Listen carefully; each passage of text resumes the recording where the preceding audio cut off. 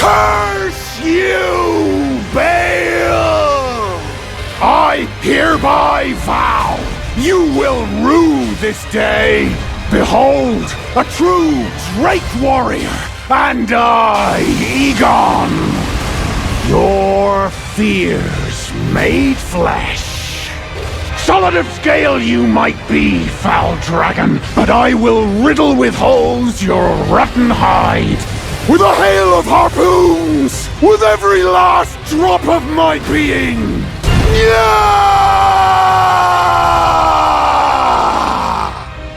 BAYLE the Dread! Ladies, gentlemen, and tarnished of all ages, are you ready to become a dragon? Dragging these not-so-easy bosses along the floor until they die. Got him. In the Shadow of the Erdtree, we got a fairly chunky amount of new dragon-themed things, including a whole pair of genuine draconic transformations and a couple of Remembrance-level Dragon Communion incantations. So today we're taking BAYLE's Flame Lightning Claw Smash and just pushing it to the absolute most reasonable maximum that a normal player would do. By which I mean we're not like hot swapping on madness gear or stuff like that, which you could technically add on top of this if you really want to. That said, while the goal of this is specifically to actually build around the Flame Lightning incantation, the new claw skill, because it is both new and exceedingly cool, but this also just sort of turns out to be an extremely strong build all around for specifically the purposes of using Dragon Communion spells in general. So you can also use things like Grail's Roar to reduce enemies' damage and defense, which is essentially just a reverse Golden Vow that you apply as a debuff. You can also use Dragon's Claw and Dragon's Maw at nearly peak potency as well for those spells within this build too. So realistically, this is a beautiful all-rounder dragon incantation build that I am just purposefully leaning towards Flame Lightning Claw in the actual boss footage. So if there are any moments where you're thinking, this opening would be better with another dragon spell, then, well, just use it yourself. You have the stats, you have the build, it will kick ass. That said, the main deal with a lot of the dragon spells is they have a fairly large amount of hyper armor on them, bonus poise that you get while casting, and they deal just an absolute ton of damage, but have relatively long cast times compared to a lot of other spells. BAYLE's Flame Lightning is no exception to any of that, but it is possibly the longest at a full 3 seconds between pressing the first input and the attack itself actually doing damage. And then past that, there's around 2 seconds of recovery after that before you can even move again, unless you chain cast the spell by having a second seal and alternating which hand casts in between, which does allow you to cancel the recovery. That said, it is rare in the expansion, at least, that you'd have the time to cast this twice in a row like that, but it is a possibility worth mentioning. That said, let's get into how this build all comes together to do thousands and thousands and thousands of damage per hit, and how to make it do for you what it's doing for me, as well as the locations of everything new in the build, as I will be assuming that you have any of the components of it that are from the base game. First up then, the incantation itself is one of 2 choices that you can make at the Grand Dragon Communion altar after having slain BAYLE the Dread. While this spell is cool, it does have some shortcomings if used exclusively, so generally for a more well-rounded build, I recommend picking pretty much all other dragon spells that we have the stats for, with the most important ones being again Grail's Roar, Dragon Claw, and Dragon's Maw. For casting these then, you need a seal.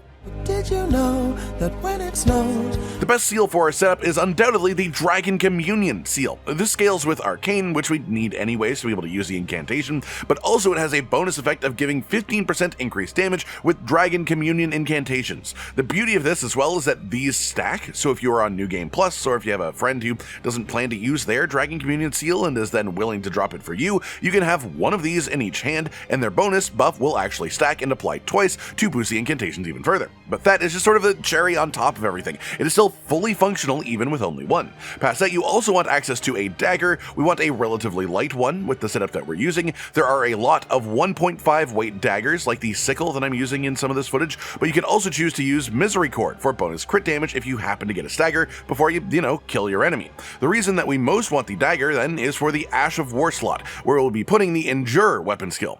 This gives you bonus damage negation and sets you to maximum poise for a relatively short duration of only a couple of seconds after casting, but it's enough that if used correctly and timed well, it lets you launch Flame Lightning Claw out in situations where otherwise you would just be knocked out of it. And with the amount of damage it does, at least until you get to hefty New Game Plus levels, you definitely do actually have enough resources to trade with the bosses at least a little bit until they die, finding these safer openings to do so.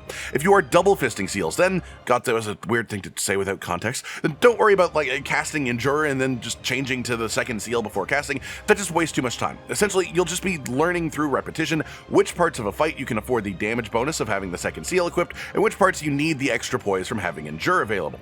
For the sake of saying it as well, you should set the dagger to occult scaling, just so you have a weapon that scales with our arcane stat for, moments where you may need like a single small hit of damage here or there to just finish an enemy off.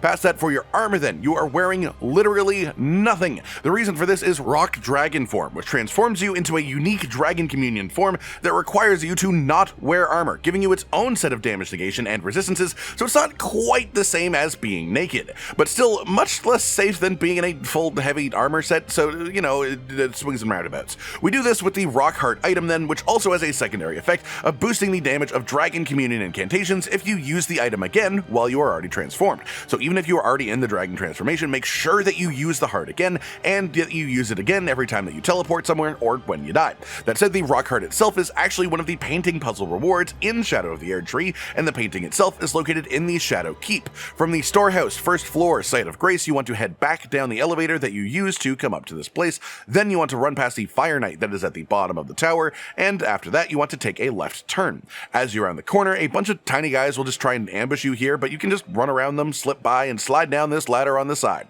At the bottom of this, there is a very narrow path with some running water. You can sort of walk through the water like this and use that to find one more ladder in a room, drop down the ladder, and you'll be right next to a bit of a hidden room here with the painting inside of it. Once you have it, the solution is right near the Jagged Peak mountainside site of Grace, and I'll just let the path for this one play out so you can see exactly where to go.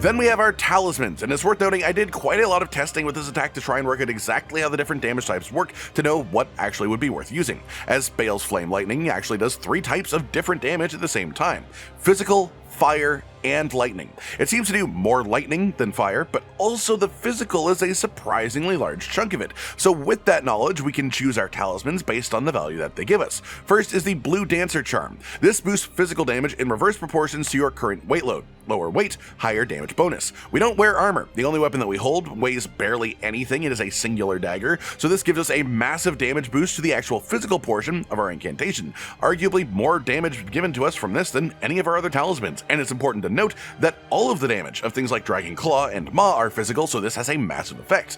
Then we have the Phlox Canvas Talisman for an 8% boost to all incantation damage, as well as the small version of this, because they stack together, the Faithful's Canvas Talisman for another 4% overall incantation damage.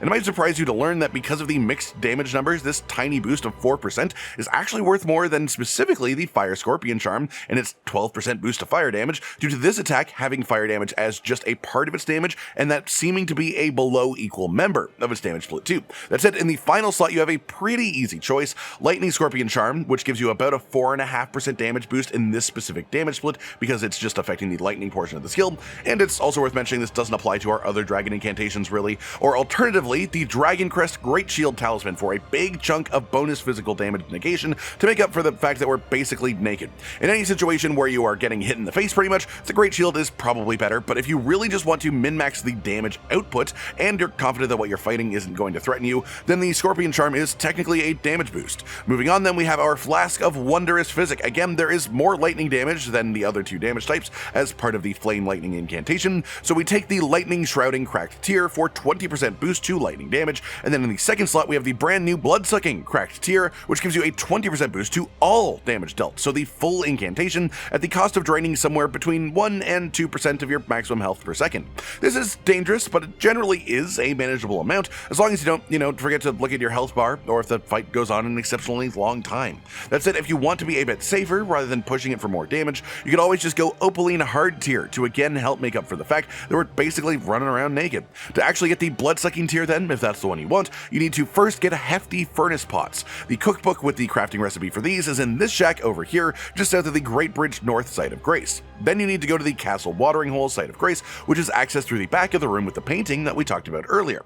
Then you need to climb up the runes of the north side of this area to get up onto the balcony, take it a couple of steps further up the bricks onto the actual sort of roof structure for some easier shots, and you want to just throw one pot into the basket to bring the golem back to life. Then if you hit two more in relatively close succession, people will shout Kobe from the stands, and the enemy will just literally implode and die with no real combat required. Finally then, for putting the build together, let's talk about our stats. 60 Vigor to begin with, and then we go for 60 Arcane. The Dragon Communion Seal is an interesting one because its soft caps are actually pretty funky. This thing hits 320 incantation scaling at 45 Arcane and 30 Faith. Anything past that in either one of those stats is actually pretty minor in what it gives the Communion Seal, so your main goals are 45 and 30 in both of those. Anything that we have past that is just bonus stats for minor damage boosts, but it's still damage boost nonetheless, so 30 Faith. Then personally I went up to 32 Mind for bonus FP, so I can just cast more spells between flasks, and then the remaining points all up into Arcane for the slight boost that does actually give us. With that covered then, as far as how to actually play, it's relatively simple. Make sure that you apply all of your buffs before any boss fight or anything challenging really, find your openings, and use your dragon incantations. A lot of these have high poise on them, but if you find a specific enemy happens to knock you out of the animation, that's when you want to use the dagger with Endure. Otherwise, save it for stagger crits, really nothing much more than that, and it's more or less really that simple.